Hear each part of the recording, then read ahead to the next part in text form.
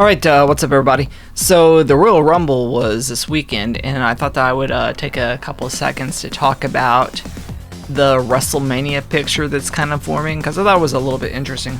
So coming out of WrestleMania last year, we were all shocked by the fact that Cody did not pin Roman Reigns and get the title.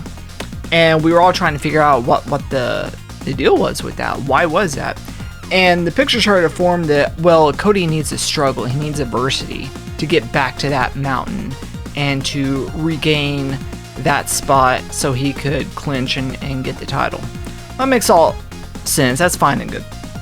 But the thing that started coming up, it was probably, I don't know, it was probably right around that summer, maybe June or July, was, I heard it first from Jim Valley on Wrestling Observer Live, and he said that he genuinely thinks that the goal is they're trying to update the record books. You know, that's why we have Gunther, who outlasted Honky Tonk Man. That's why we had Bianca Belair, who outlasted whoever the previous women's title was. I can't remember who it was. We have all these belts outlasting the previous records. And he was saying, well, there's absolutely no way that he's going to unseat Bob Backlund or Bruno Sammartino. But he said there's a good possibility they could have Roman Reigns try to at least beat Hogan's record.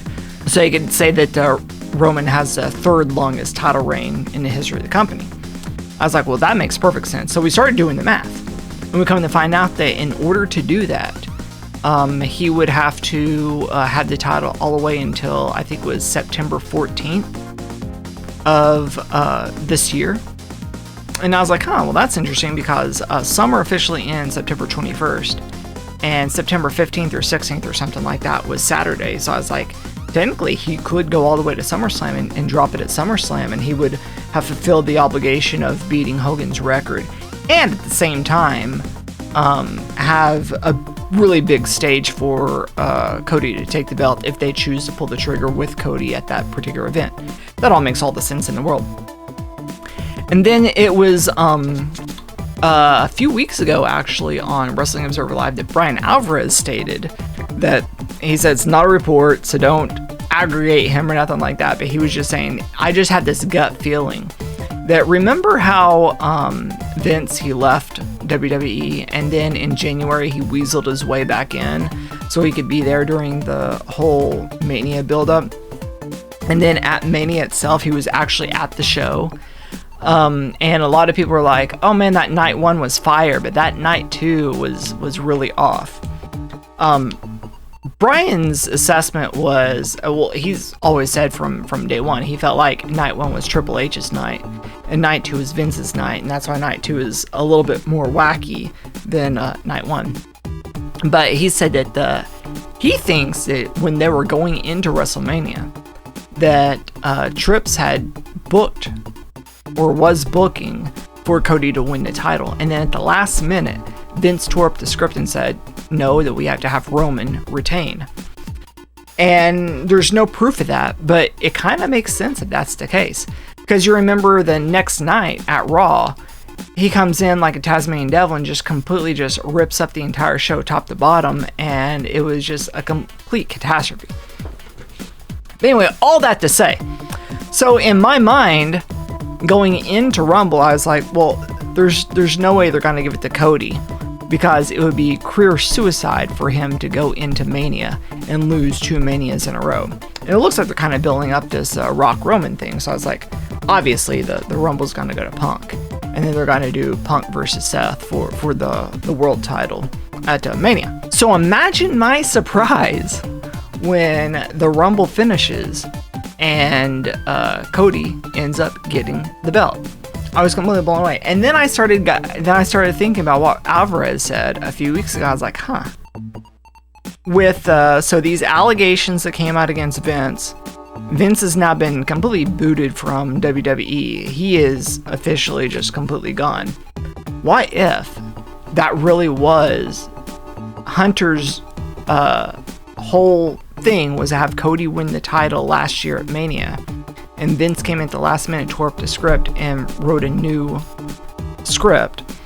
So what if, since Vince is gone, what if Triple H tore up the script at the last minute for Rumble and says, no, we're having Cody go over, I'm having Cody win, I don't care about beating records, screw the records, screw all that, I'm having Cody win because that's how he was supposed to go last year. So that really changes the whole dynamic now going in of what I was thinking, because initially I was on board with, yeah, I mean, Roman's gonna cruise into SummerSlam, he's gonna drop it in SummerSlam, and he's gonna go on a vacation. But now I don't think that that's the case. I genuinely think this year that at Mania he could lose the title.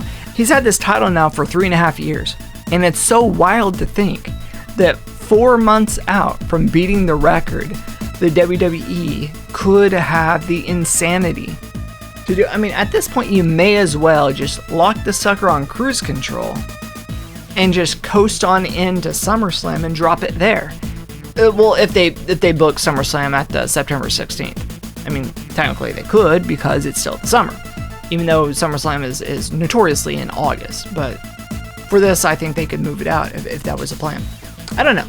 I'm kind of curious on what you all think and what your mentality is and where you think it's going, because right now I'm really not sure. I was much more sure about what I thought they were doing a few days ago, but now it's kind of up in the air. I'm not as certain as I was a few days ago. But besides that, it looks like it's very crystal clear what they're doing with the women's division. Obviously, there's going to be a rift that happens between now and Mania with Damage Control, and Bayley is definitely going to be choosing Io Sky to be her opponent at WrestleMania, which is good for her. I think they will have an amazing match. And it seems all but certain that Becky and Rhea are going to be the match to be. And I saw some people saying that that they could see Bianca and Jade Cargill having a match at Mania. That would be interesting. I don't know if they should pull the trigger on that just now. I think maybe giving that another year to build would be the better plan. But who knows?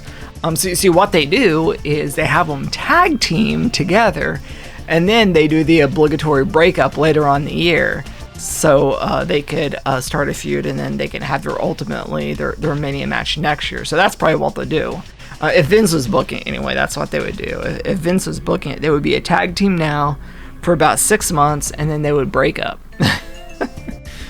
But at any rate, I don't have much else to say. I just wanted to quickly throw this out there because I thought it was interesting, at least, these different perspectives of what are we doing about Cody and what are we doing about Roman, because it seemed crystal clear going into this, and now it's not so clear anymore. So thanks for watching, and peace out.